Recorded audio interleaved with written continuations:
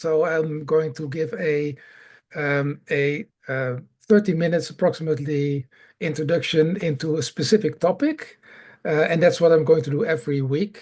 So every week I'll focus on a specific topic relating to East Indies genealogy. And so let me start by sharing my screen. I hope you see this. Do you see my screen now? Yes. Yes? Okay, fantastic. So the topic of today is finding Dutch records with East Indies information, but in a more recent time, so after 1945. And the reason is that it's easiest often to work from the present down to the past. And the period after the Second World War is a period that is uh, most accessible, readily accessible in the Netherlands, and often has information contained in it with reference to East Indies sources or East Indies data. So my name is Maarten Fornerod. I'm secretary of the IGV. And as I introduced last time, this is a 10-part webinar series. So every second Saturday of the month, it's hosted by the Indo Project and produced by our society, the IGV, which you can easily encounter at igv.nl. The program of the series is here. So it's 10 series. Last week, we were generally discussing where should I start? And today, the topic is indeed finding Dutch records from after 1945 with East Indies information. And the structure is 30 minutes presentation on this topic, then 30 minutes question and answer, but you can ask about everything or anything. And then there's 30 minutes overflow time if needed. So last month, I should say, I shared a couple of pictures of my family. And today I found another picture of my family in this time, a group picture on the left of The Hague in 1950 with my dad in the middle with the checkered scarf.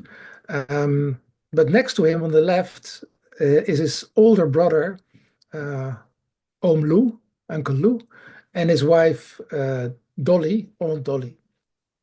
And they decided in 1957 to immigrate to the US. And so they immigrated to California. And this is a picture of Aunt Tante Dolly and the three kids who are my two nieces and nephew, cousins. These are my cousins in 1960. And this is a journey many of you probably, or many of the ancestors of you have taken. They, in the 50s or the 40s or 50s, they migrated back, or they migrated from Indonesia to the Netherlands. And then later on in the 50s, they migrated because it probably was too cold, or the culture didn't suit them very well. They decided to immigrate from the Netherlands to the US and very often to California. So this journey from Indonesia back to the Netherlands is the topic of the fifth seminar series. So I call it tip number 5. The trip from the Netherlands to California is probably more knowledgeable to you. So you're more familiar with that journey.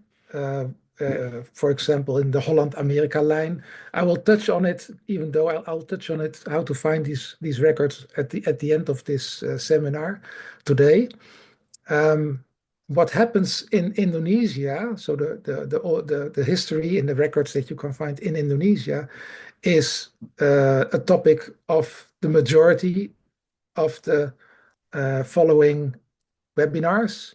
But today I'd like to discuss what actually can be found in the Netherlands, closer in time to the present, so in the period after 1945. And so it's finding records in the Netherlands with reference to East Indies. And so I have to go back for that to this guy, this kind of angry looking small person, Napoleon Bonaparte.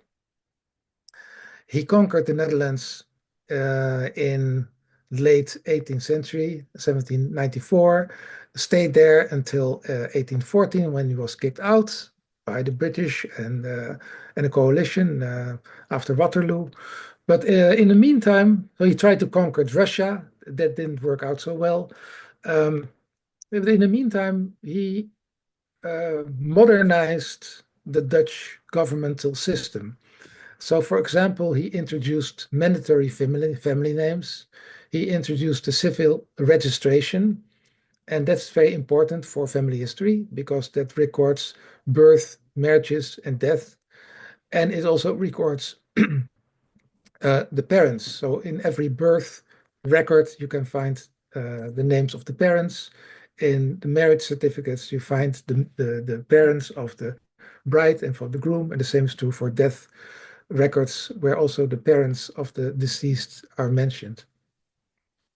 Now, after World War II, this had crystallized out that every citizen of the Netherlands had to register at the place, his or her place of residence, with his name, his or her name, the date of birth, place of birth, his or her spouse, date of birth, place of birth, the parents of that person with the names of the date of birth, place of birth, the children, names, date of birth, place of birth, the addresses, profession, religion, and special notes.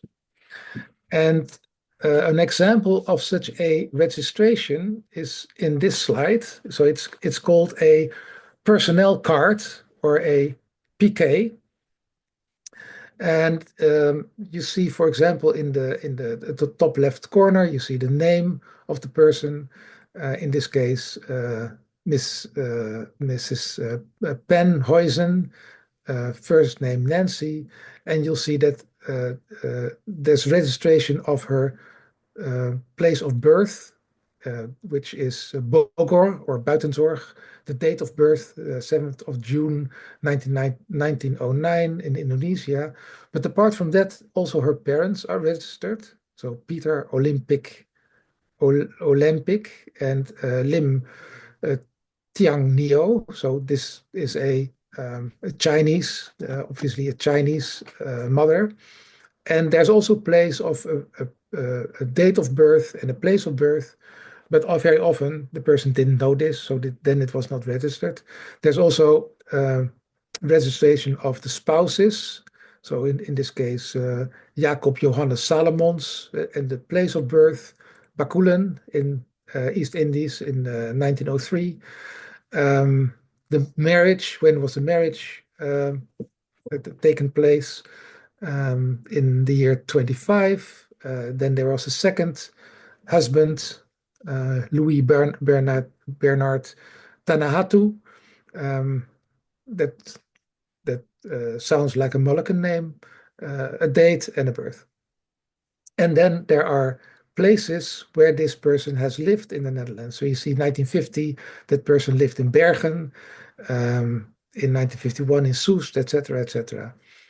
And there's also an important part here at the bottom right. It says Apeldoorn, and before that it says overleden te, which means deceased in Apeldoorn on the 10th of January 1978. And this is the reason that this data is accessible. Because when a person deceases in the Netherlands, this card, which is stored at the local municipalities, is transferred to The Hague in an institution called the CBG, the Center of Family History. And they collect these cards and they also make them available to the public. But they're not online, but they're available. So you can request them. And this request goes as follows. You go to website, cbg.nl, and then it's called these days, this database called these days the NRO, National Registration of Deceased. And there's even an English version. So if you click there, then you come to this web page, and it gives a what you need for the application. You can say order here, and you have to fill in some details. You have to fill in the family name, birth dates, all the information that you know. It doesn't need to be complete, but you fill it in, and then you just conclude this part. The only thing is that it's not completely free. You see, there's a price here in US dollars. So price per search is $5.22. And I think then there will be some extra costs associated. You can also bulk order these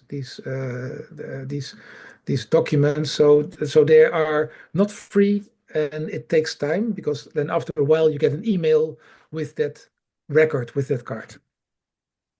Now, since you are all from Dutch descent, you are probably interested in a cheaper option, and that's possible if you're lucky. So if here we're going Dutch, I'm not sure what I think the going Dutch means, splitting in half, but in this case it's going Dutch. It's spending no money at all. What you can do, you can go to the archive in Amsterdam, and in the archive in Amsterdam you also find these registrations, and I will give you an example. So if I go now to this archive website of Amsterdam, let me see. So I've already opened here the web page, archive.amsterdam, and you can here with Google, you can translate it into English. And then you can say here in the search bar, you can say search through everything. And so as an example, I'll just take a name which I'm certain has East Indies information, and that name is Remref. This is a typical Dutch East Indies name. I don't know if any of your family is by any chance called Remref, because this is the reverse of Vermeer. And so it has long history. So if I say search, then it has 87 results. And so there are many different, so you can also still then translate this. I think that will work. Yeah, so now it's in English. I would probably do an advanced search where you can say, okay, I want to have the last name Remref, but then the registration type, you have to click here, personal cards. So this Persoonskaarten is called personal cards, and then you say search. And so here you find these personal cards of Remref, and I'll just take one example. For example, this one. If there's a camera here, it means that the scan is available, and you can just click here, and then you'll see for free the same type of registration card. In this case of a person called Indore Remref, who was born in Surabaya, Indonesia. You see her parents, Johan Leonard Remref, the spouse with information, the previous places of living, so in Hollandia, New Guinea, and then in Amsterdam, several addresses. And even you can also see on this one, you can see the back of the card. You also notice that there are certain areas are blacked out, and that's because of privacy reasons. For example, the church membership is is blacked out, and then there's specific information that is blacked out. I think this is medical information. I think this has something to do with the cause of death. And then here are special government notes, which I don't know exactly what they can be because they're always hidden. But I imagine if you are, for example, communist or something like this, you were communist, and it might, or you might have been recorded there. But you see on the back, you see children. And this is the reason that you cannot, so via the CBG, you don't get this information because you see here the children are often born 1962, 1962, 1962. Oh no, no, sorry. The children are born in 1934, 1934, 1934, 1934. But nevertheless, they can still be alive. I'm very hopeful that they are still alive, and that's the reason why this information is not available everywhere through every source. Okay, so that is the going cheap way to get the same information, but you have to be lucky to have a history in Amsterdam. Not all municipalities have this service. So this is the way, so personal cards. Then it's also possible that your family member that you were looking for was not deceased in the Netherlands, but emigrated to the US. And what happens then is that you cannot find this card in the CBG, but you have to go to another institution. And that's something that almost nobody knows. So that's why I thought, okay, I'll explain it. The personal cards of immigrated persons, you have to go to the municipality of The Hague and search for the Vestigingsregister. I wouldn't know how to translate that in English, Vestigingsregister. But you can easily go there, and there's a web page, and you can request this card via this web page. I'll see if I have opened it. I think I opened it as well. And it's here. So it's here. It's also in English. So the link is also present in the presentation. So you can see it here. I've translated it in English. And it's a little bit more complicated. So you have to give evidence that this person has deceased. So, for example, a picture of a gravestone. That's usually enough. And then you have to request a declaration. And you can just start this form. So this is a digital ID, but which many people in the States don't have. Not, at least not the European one. But you can just fill in a form. And you say that you're a private person. Yeah, I requested for myself. I think this is also translatable in English. Probably. Well, it doesn't seem it's translating, but you, for example, you can request it for genealogical research, and so it's a bit of a lengthy form, but once you've done that, then you get two emails. Where am I? Okay, you get two emails. So this is the web link that you got the first email almost immediately of a confirmation of your request from The Hague, and then a second email, and in my case this was 19 days after the first email, where they sent this personnel card of an immigrated person. And this is an example of a person called Townsend that I was researching for somebody else. And you see that you see the same kind of personnel card that you can also find in the CBG, but it's now present in a different organization, this Vestigingsregister. And you see the same stuff. You see the name, place of birth, Surabaya, spouse, parents, So here you see indeed the parents. So her mother is an Indonesian person. It's called Suma, born on the 19th of January 1884 in Serang, Indonesia. So this kind of information is maybe not so easy to find in another way. But here it also says they immigrated back to the Netherlands from Indonesia, from Surabaya. Then they lived in The Hague. GV is an abbreviation of Schravenhagen or The Hague. And then in the 23rd of June 1957, they immigrated to North America. And that's the last thing that the Netherlands hears of that person. Okay, so that's the way to find these cards for immigrated persons.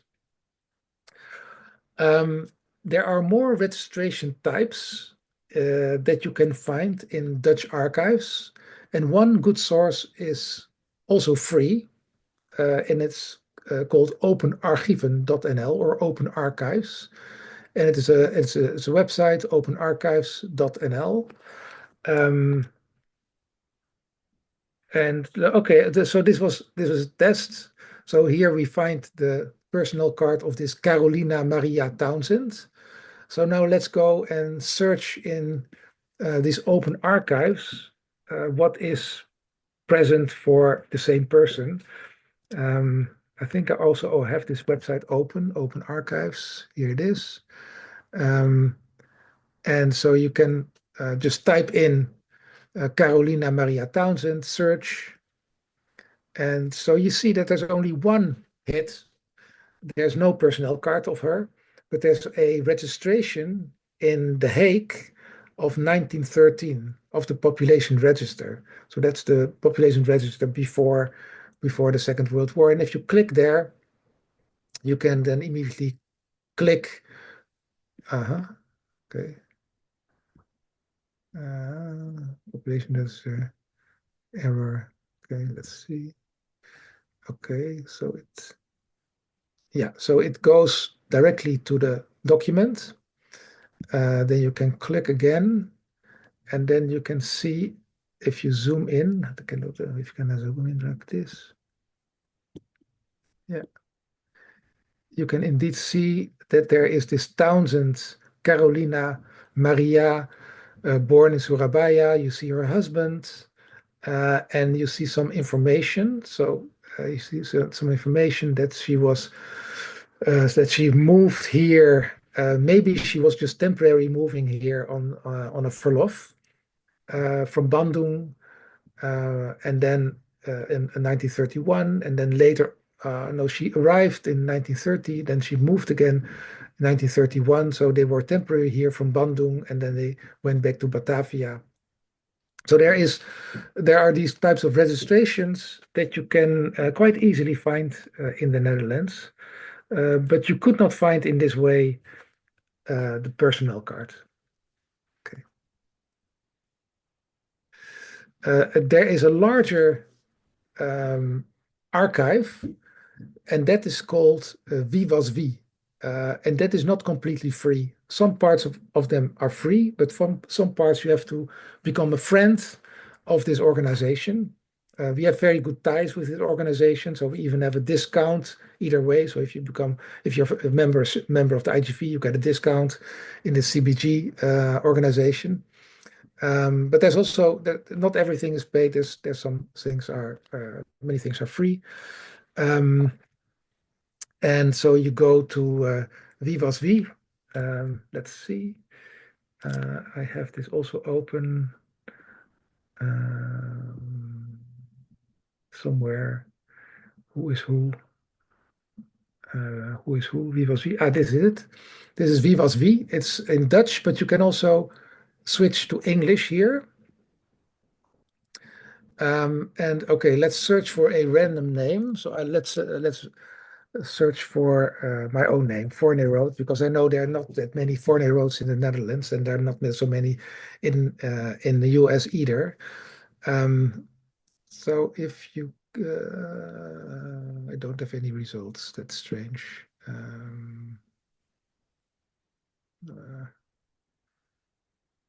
Logged in. I think you misspelled your name. I missed an R. So yeah, my name is often misspelled, and even by myself. Okay, so you see also there are not that many Fornerods in the database. They're almost all of them are families, a family of mine. But the interesting maybe for this audience is this A.L. Fornerod, and that's my Uncle Lou. He's called Alexander Louis Fornerod, and he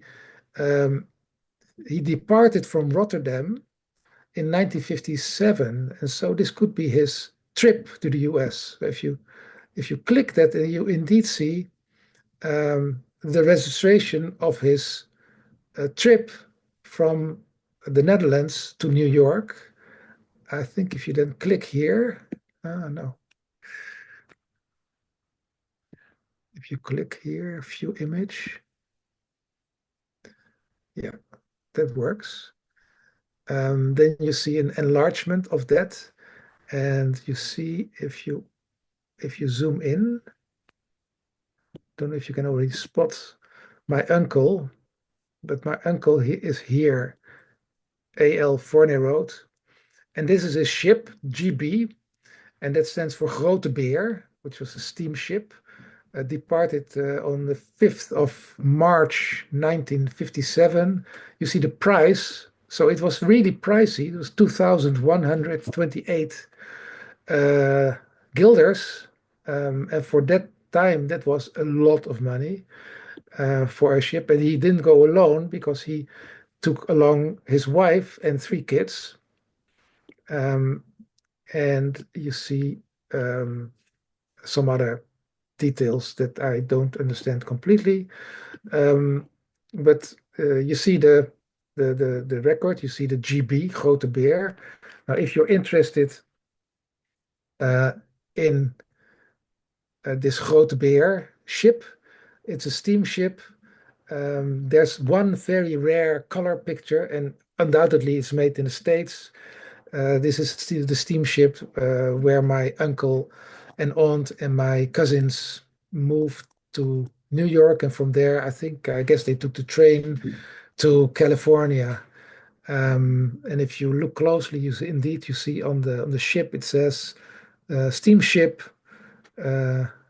Grote Beer, and grote is of course means large, the large bear, and the grote is still spelled in the old-fashioned way with 2 O's.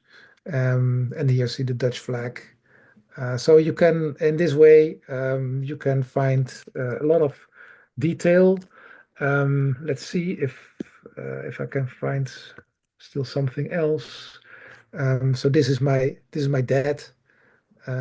There are family advertisements that you can look. So I think this is a family advertisement of the passing of my grandfather. He passed away in 1954. Then there are registrations of Frederik Jan. This is another uncle. This is my father. Registration of my father. 1913. So at that time he went with his parents from Indonesia to the Netherlands for half a year on leave. So if you would click there, then you see where my dad actually lived in 1913, which is strange because he wasn't born there then. But I guess it's a registration card that goes from 1913, because you can see here Willem Paulus, that's my father. He was born on the 14th of October 1927, and then these are my uncles. This is my grandmother. This is my grandfather, and you see here the church is registered, so Protestant. There's a street where they lived in The Hague. This is where they came from, Tasikmalaya, and this is where they went, 1913, 1933, I believe. they went to Bandung. So it's a rich source of this kind of information, and it can help you when next month and the month after we go to Indonesia or to the records in Dutch East Indies and Indonesia. It can help you to find records there going farther back into the colonial history. And so with that, I think I'm at the end of my presentation. Thank you for your attention. Thank you, our board. Thank you, Willem-Jan, the whole team of TIP. And thanks for all the IGV volunteers, past and present.